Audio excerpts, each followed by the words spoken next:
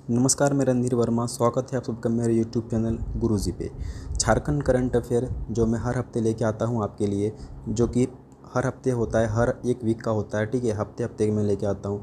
तो आज का ये जो करंट अफेयर है वो है 13 जुलाई से 19 जुलाई के बीच का, यानी कि पिछले 7 दिनों का करंट अफेयर, जो कि इंपॉर्टेंट करंट अफेयर होते हैं न्यूज़पेपर वगैरह में जो आते हैं, मैं उनको पढ़ के आपके लिए वो लेके आता हूँ। ये करंट अफेयर आपके लिए JPSC, JSSC, JTET, Jharkhand police and other competitive exam, जितने भी वनडे एग्ज़ाम्स होते हैं वहाँ पे ये आपको बहुत ज़्यादा हेल्प करेंगे।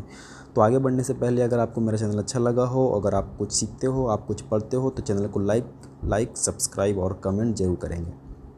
तो चलिए आज का सेशन शुरू करते हैं। झारखंड में पहली बार टंगस्टन का भंडार मिला है।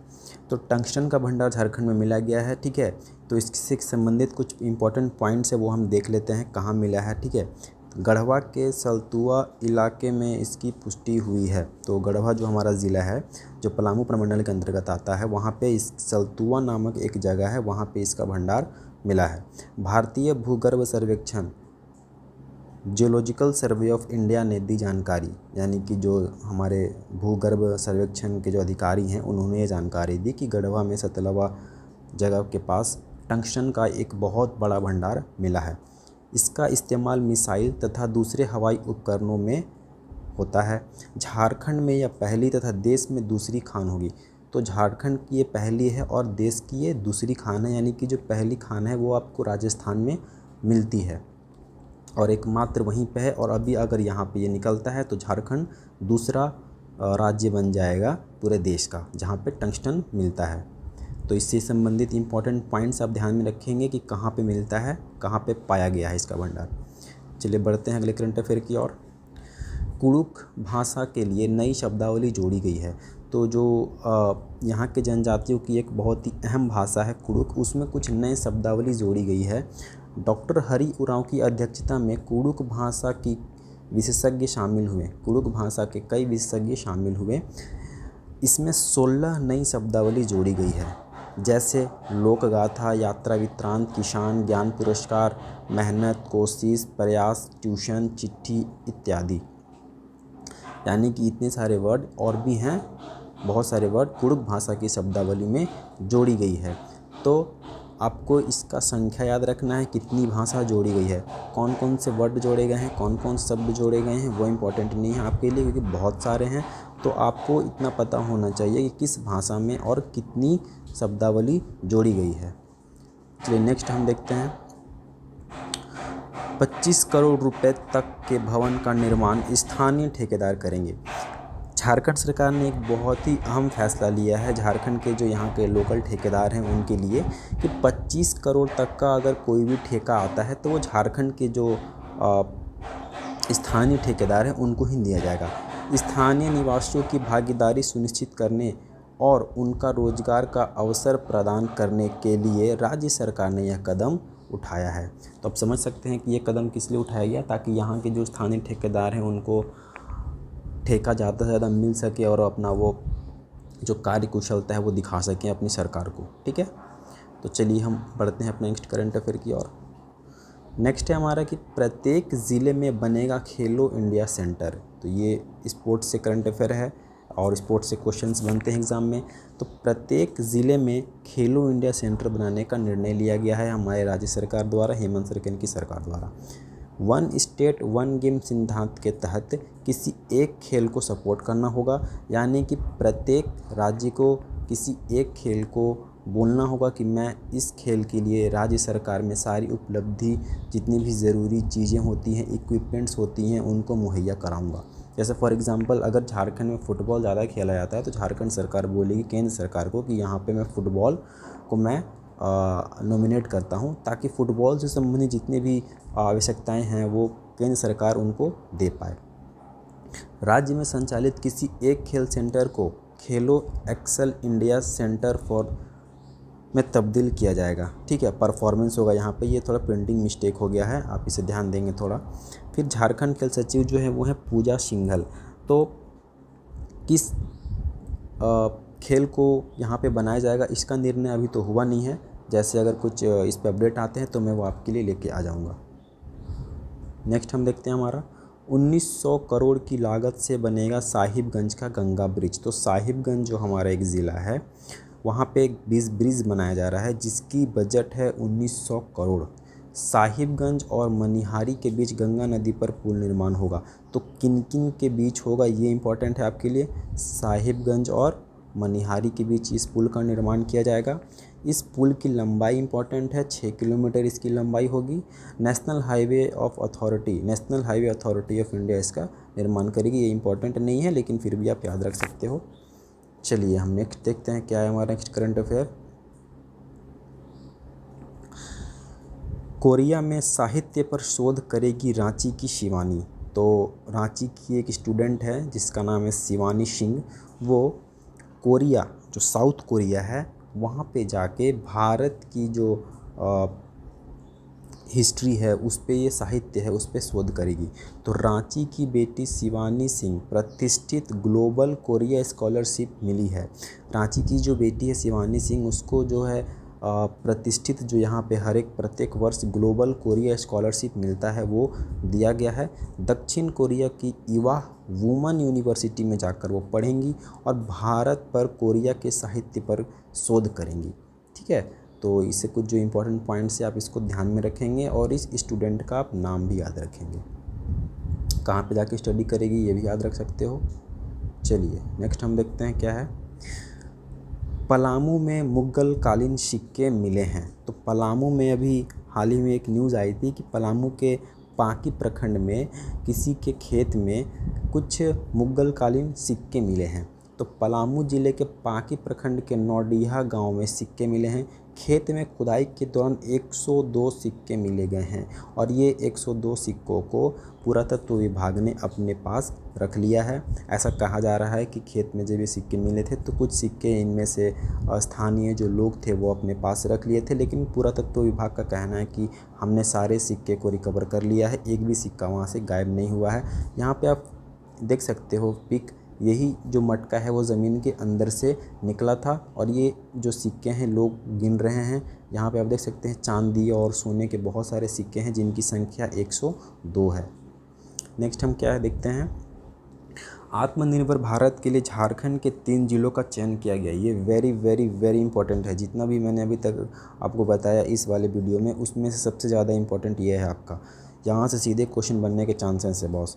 आत्मनिर्भर भारत के लिए झारखंड के 3 जिलों का चयन किया गया है। कौन कौन से जिले के चयन किया गया है? गिरिडीह, हजारीबाग और गोड्डा जिलों का चयन किया गया है। इन जिलों में आए प्रवासी मजदूरों को प्रशिक्षण देगी। तो आपको जैसे कि पता है कि लॉकडाउन के दरमियान बहुत सारे प्रवासी मजदूर अपने प्रदेश लौटे हैं, तो उन्हें रोज़गार देने के लिए ये योजना चलाया गया है। भारत सरकार के ग्रामीण विकास मंत्रालय ने किया, मतलब कि भारत सरकार की जो ग्रामीण विकास मंत्रालय है उन्होंने ये 3 जिलों को चयन किया है और इन 3 जिलों में जितने भी प्रवासी मजदूर हैं उनका चयन करके उनको उसके तजुर्बे के हिसाब से, उनको उनके स्किल्स के हिसाब से काम दिया जाएगा। पूरे देश में 116 जिलों का चयन किया गया है जिसमें से हमारे झारखंड से 3 जिलों को चुना गया है, गिरिडीह, हजारीबाग और गोड्डा। चलिए हम देखते हैं नेक्स्ट हमारा। वन रोपण के लिए 376 करोड़ को मंजूरी दे दी गई है। तो वन रोपण के लिए झारखंड सरकार को 376 करोड़ रुपए की मंजूरी मिल चुकी है। पर्यावरण एवं जलवायु परिवर्तन विभाग हरियाली से जुड़ी योजनाओं पर ही किए जाएंगे खर्च। तो ये जो पैसे हैं वो पर्यावरण एवं जलवायु परिवर्तन, ठीक है, जो ग्लोबल वार्मिंग की समस्या है उस पर ये खर्च किए जाएंगे। केंद्र सरकार का कैंपा प्राधिकरण ने दिए हैं 376 करोड़। तो केंद्र सरकार की जो कैंपा प्राधिकरण है उनसे 376 करोड़ झारखंड सरकार को दिया गया है पर्यावरण एवं जलवायु परिवर्तन पर खर्च करने के लिए। हरियाली बढ़ाने संबंधी योजनाओं पर काम में तेजी लाई जाएगी। पहले चरण में 200 करोड़ और दूसरे चरण में 176 करोड़ रुपए खर्च किए जाएंगे। चलिए नेक्स्ट हम देखते हैं। देश के पहले दृष्टिहीन आईएएस बने बोकारो के उपायुक्त। तो देश के जो पहले दृष्टिहीन आईएएस बने थे जो कि 2007 में उन्होंने यूपीएससी की परीक्षा पास की थी, उसके बाद केस चला था और ये शायद 2012 और 13 में जाके इनको ये केस जो जीत सके थे। तो देश के ये पहले दृष्टिहीन आईएएस अफसर थे जिनको अभी बोकारो के उपायुक्त बने पटना के राजेश कुमार, यानी कि बोकारो के उपायुक्त बनाया गया है। इनका नाम है राजेश कुमार सिंह। तो ये इम्पॉर्टेंट है आपके लिए। 2007 में यूपीएससी का परीक्षा पास की थी इन्होंने और झारखंड के पहले दृष्टिहीन उपायुक्त बने राजेश कुमार सिंह। तो झारखंड के पहले दृष्टिहीन उपायुक्त हैं, ठीक है, जिन्हें बोकारो का उपायुक्त बनाया गया है और ये देश के पहले भी दृष्टिहीन आईएएस ऑफिसर थे। उसके बाद है हमारा कि कोविड काल में बुज़ुर्गों के लिए टोल फ्री नंबर जारी किया गया है। तो अभी जैसा कि आपको पता है कि लॉकडाउन चल रहा है और भी कब तक चलेगा किसी को कुछ नहीं पता। केसेस प्रतिदिन हर दिन बढ़ते जा रहे हैं। एक समय बीच में ऐसा लगा था कि अब शायद कुछ केसेस में कमी आ रही है, लेकिन फिर अब 250-300 प्रतिदिन मिल रहे हैं। तो इसी के मद्देनज़र कोविड-19 काल में बुज़ुर्गों के लिए जिन्हें बुज़ुर्गों को बहुत परेशानी हो रही है, उनको दवा और उन जो भी उन्हें ज़रूरतमंद की चीज़ें होती हैं, दवा और जो भी है, जैसे कि मान लेते हैं किसी को कहीं हॉस्पिटल लेके जाना है, तो ऐसा झारखंड सरकार का गाइडलाइंस है कि 60 साल से उम्र के जो बुज़ुर्ग हैं उनको बाहर नहीं निकलना है। तो ऐसी व्यवस्था की गई है कि उनको घर में ही सारी सुविधाएं मिल सके। तो कोरोना काल में बुज़ुर्गों के लिए टोल फ्री नंबर जारी किया गया है। तो ये टोल फ्री नंबर से एक बार प्रश्न बना था, जो आयुष्मान भारत हमारा है उसकी एक टोल फ्री नंबर जारी की थी सरकार ने, जिससे कि जो भी हाल ही में एग्ज़ाम हुए थे आपका एक्साइज कांस्टेबल में, उसमें क्वेश्चन बना था। अगर किसी ने ये वो एग्ज़ाम दिया होगा तो उसे पता होगा। तो यहाँ से टोल फ्री नंबर से कई बार प्रश्न बन जाते हैं, तो इसलिए मैंने इसको यहाँ पे इंक्लूड किया है। तो आप टोल फ्री नंबर को याद रखेंगे, ठीक है, क्योंकि यहाँ से हो सकता है कि आपसे पूछ ले कि बुज़ुर्गों के लिए जो टोल फ्री नंबर जारी किया गया था वो कितना है, ठीक है। नीति आयोग के दादा दादी नाना नानी अभियान के तहत यह सेवा शुरू की गई है। तो मैंने अपने पिछले वीडियो में बताया कि झारखंड में दादा दादी और नाना नानी योजना चलाया गया है, जिनमें हम अपने बुज़ुर्गों का सेवा सम्मान रखेंगे। तो उसी के दरमियान उसी के तहत ये टोल फ्री नंबर भी जारी किया गया है, इस योजना के तहत, दादा दादी और नाना नानी अभियान के तहत। इसमें बुज़ुर्ग अपने दवा, पेंशन या आदि जैसे समस्याओं की मदद ले पाएंगे।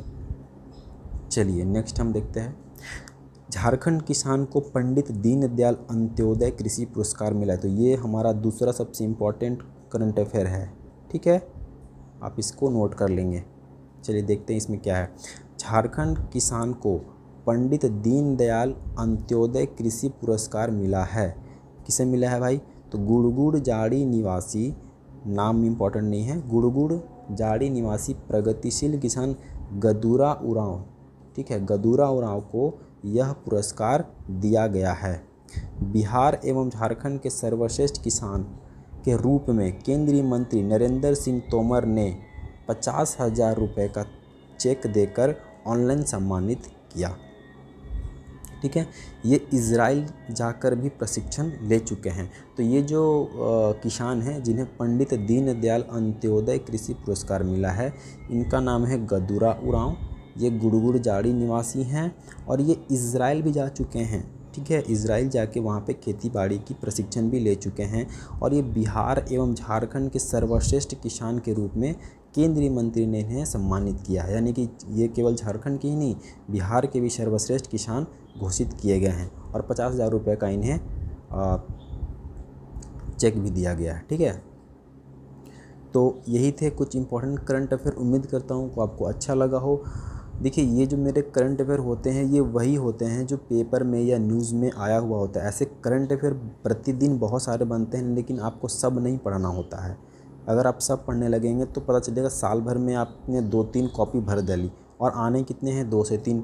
तो ऐसा पढ़ो कि जो आने के चांसेस बहुत ज़्यादा होते हैं, और आने के चांसेस उन्हीं करंट अफेयर के होते हैं जो कि पेपर्स वगैरह में, न्यूज़ वगैरह में, या हमारे जो चीफ मिनिस्टर है हेमंत सोरेन, उनसे कुछ संबंधित हो।